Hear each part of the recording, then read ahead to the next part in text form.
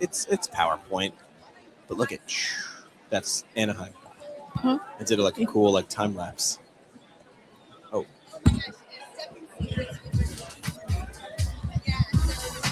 All right, this episode is brought to you by Empower EMR. If your clinic is stuck in an EMR that slows you down, Empower gives you speed, clean workflows, features PTs actually asked for. Wouldn't that be great? Better notes, faster documentation, and smoother operations, all wrapped in customer support that doesn't ghost you. Check them out online, empoweremr.com. That is empoweremr.com. Disasters. They don't ask if the system is ready. They expose whether it is. It's like bar rescue. It's a stress test. It's gonna go sideways. Just figure out where it's gonna go sideways now before it actually goes sideways. Our next guest is pushing physical therapy into emergency response, disaster medicine, and primary care chaos where it's already desperately needed. Live from Anaheim, this is Megan Mitchell back to the show. Megan, welcome back. Well, thank you for having me again. The first time we spoke, I had never thought or never anything that PTs could or should be where you are. I was like, didn't know. And I love when I sort of have that little moment where I'm like, ooh, never thought about that. So let's start. Why is disaster response everybody's problem, not just specialists? Why is it all of our problems? So I think it's important to remember that disasters impact everybody. They don't pick and choose. They don't select who gets impacted. It's widespread and it takes down everybody. So within the United States, I think what we need to reflect on is that the frequency of these large scale disasters, these 1 in a million sort of events, are happening at a higher frequency and they're reaching a lot more people. Which is great. Including PTs. So we're seeing everybody getting impacted, and then we're seeing all of these downstream effects from the lack of engagement from the PT profession. Why is it all of our problem? And that kind of guessing from your response, because it's happening more, and like we're either going to get run over or we lean in to prevent being run over. Every single disaster, if we look at just scale and scope, is in every part of the environment that we work in. So it's hospitals where I tend to lean into. It's nursing facilities, it's school-based settings, it's community settings, it's rural spaces and large population centers. So understood. Everywhere. Good. There's a reason. Where is PT underutilized during disasters specifically? Where could we be more helpful? So within the United States, we're not included in any of the planning or response operations, but we really should be engaged up front in the planning roles, in the pre-hospital receiving side of things. Those of us who work in the emergency department need to have a direct role in response to share that care burden between our critical care providers and those who are non-critically injured but still have an injury, and then all of the downstream locations, so hospital decompression, rehab centers, specialty rehab centers, and then even into the home health setting. We help. We speed things up. We speed it up. We decompress the lighten system. The load. We provide the right care at the right time for the right patient population. Yeah, you brought up emergency department. I had never thought of that because I was a second career PT. I was like, I don't know where these things are. And then I listened to Rebecca Griffith for a hot 10 minutes, and I was like, oh, this makes sense. I get it. That makes sense. I like that. How come we're not doing more of that? And of course, that's your mission, and her mission is let's be doing more of that. What skills? Let's go in. Someone listening going, okay, but not me because I don't have those right skills. What skills do clinicians already have that translate to emergency care that people are probably, I don't have that, but they do? So the thing is that you already have it. You're just not applying it fast enough. So the vast majority of all injuries in any kind of disaster, regardless of the hazard, is going to be musculoskeletal. And for those of us who work in the critical areas, the folks who have the catastrophic injuries will go inpatient to ICU level care where we're already providing care. But I think we need to sort of stop thinking about the large scale piece of it and remember that the one person in front of us has the most immediate need. A lot of those folks are going to be minor injuries with musculoskeletal being the primary. Right. How can people look inside themselves and say well, I don't belong there because I'm not. What are the reasons they don't show up or they don't think they belong that you've seen? So I think that people actually do think that they belong there. Good. There's just no identified location for them. So I think no door. There is a door. We just didn't know what it was. Got it. So you can't just volunteer in a disaster and say, I have these skills, I have my licensure, I can help with all of these things. that is generally not well received by the folks who are running the show.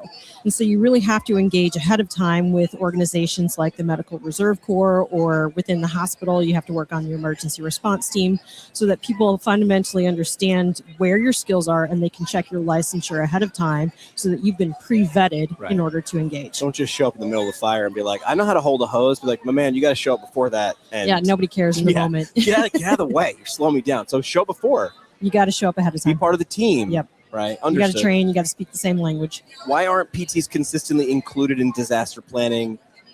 Are we just not raising our hands enough to be on the team? Is that, this is kind of a loaded question. So I think there's a lot of it that people don't understand that they can do it. But on the other side of it, I don't think a lot of our colleagues within emergency management or emergency medicine really have a good understanding of our skills and our scope. So they're not writing us into the plans because they just don't know how to use us. But someone else not understanding where I might have value, I might want to take a little ownership of that and say, let me show you this, how I might be able to help. Tell me what problems you have. Let me see if I could help. Instead of just saying, they don't think we're valuable. Yeah. We're locked out of the team. Why aren't you letting me in? It's like, hey, man, did you explain it in a way they could understand? If you give the ownership of writing your response to somebody else, they're gonna do that with what they think that you do, which tends to be a lot of like move patient from A to B and then get out of my way. Right. And please don't do that. Like just communicate clearly. If you don't want to be in the disaster in the front line, by all means, like move patients from A to B. But if you have the skills and you're ready to step into that space, you've got to take ownership of your own professional voice. Understood. So let's break this down. I like things when they're actionable, or a PT we call it like Monday morning applicable. What's an actionable step clinicians can take to prepare? Where, like, if someone's nodding along going, cool, I've heard of this. Now it's not really on the fringe. Now I'm starting to hear about it more. Where do you tell them to go or do? What's step one? Step one is connecting with your emergency manager, whoever that person is. Sometimes it's a director of safety. Sometimes it's an emergency manager. It could be your environment of safety person, whoever writes your disaster and emergency plans for your facility. It's required by law for anybody who receives federal dollars for healthcare. They have to have both a disaster plan, including an evacuation plan. And I would say sit with it, read it, and then look at those plans through the lens of a PT. There it is. Where do I apply myself and how can I better this process? Like that. Smart. How does advocacy intersect with emergency response? Is it everything you were just talking about? Is it showing up and asking how I can be helpful and making sure people understand that you're there? I've stopped asking how I can be helpful. I have started asking, where are the gaps in your response? So we really need to change the conversation from lessons learned into lessons applied. And so we know from all of the events that have happened before, there have been gaps in the response, there's gaps in the operational planning, and then where do we fill in those gaps going forward? Yeah, any resource, I like tactical things, PTs love brochures and websites and whatnot. Where are the good resources? Where can people go to find out a little more, inch a little bit closer to the end of the diving before they take a jump? We put out a brand new updated emergency response guide through the APTA that came out in October. And it has a whole bunch of resources on there, both for incident command education as well as in-person training. APTA where? Like through what academy? Where are they going to find it? I think it's through the federal, like the federal. The C-suite folks. Got it. The fancy people. The fancy people who get paid money to do this stuff. It's their job. But it's the PT and PTA emergency and disaster response, and there's a full action plan in there. Perfect. There's a lot of things that APTA does that people have no idea because they don't know to go look for it, but now they do. Now they do. All right. It's out there. We have a tradition on the show. We call it the parting shot. This is the parting shot. One last mic drop moment.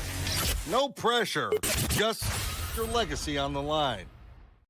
All right, your parting shot, I'm going to ask you the question and you answer. Okay. All right, so your parting shot, what's one action item every PT should leave CSM with related to disaster preparedness?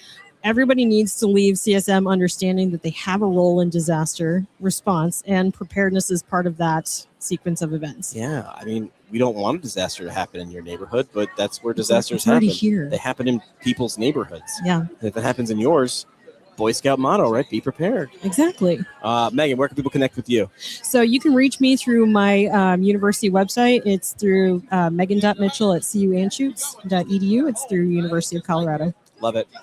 Megan, appreciate you coming on the show. Here we are live at CSM. Thanks for having me.